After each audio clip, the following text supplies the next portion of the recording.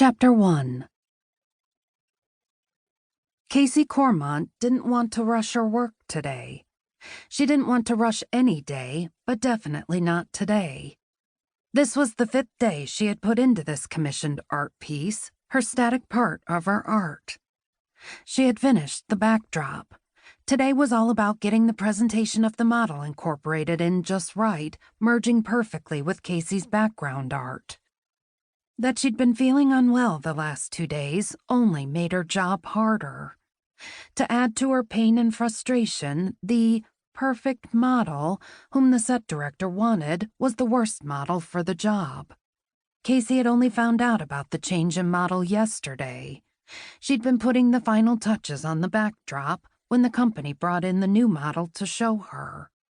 Cayce's normal approach was not to let others dictate her models to her, not even the client who had commissioned the piece.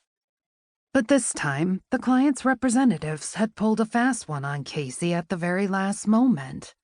To top off that insult, Cayce had taken an instant dislike to the new model Naomi.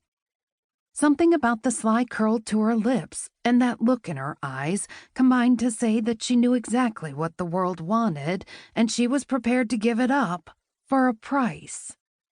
Cayce had really struggled to find anything good about her. And, in Cayce's work, that bonding and blending was everything. But Cayce was a professional and did what she needed to do. Today was no exception. Besides, the sooner she was done, the sooner she could move on. She walked from her vehicle to the art installation, putting down her large cases and turning to study the work she'd completed the night before. Finally, after a few moments, she stepped back and nodded.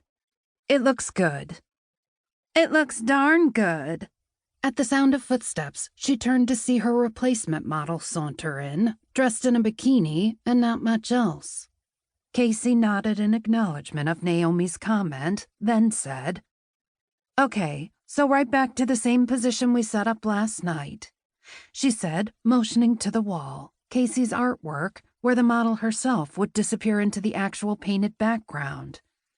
"And good morning to you, too," Naomi said in a snide voice.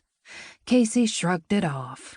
She was short on time as it was and couldn't afford to waste more by slinging words with Naomi when Cayce needed to be slinging paint. It was hard to be creative if she had adverse feelings for the whole scenario.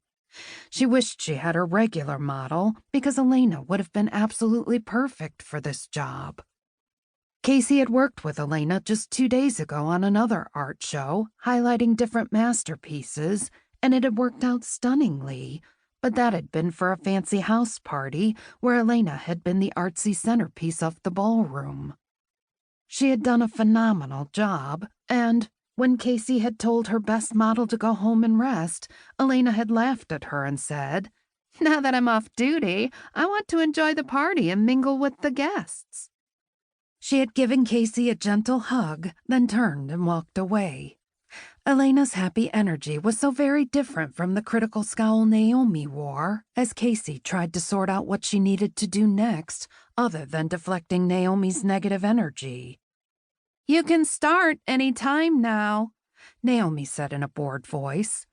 "At this rate, we'll be here all day." "I won't be," Cayce said. She bent down, opened up her cases, brought out her palettes and paints, mixing the first colors she wanted. When she was ready, she pulled on the energies around her, looking for that creative light, that rainbow, which she wrapped around her, almost like a blanket of good luck, spreading out into all the different colors. She was a firm believer in the colors of sound and the colors of nature.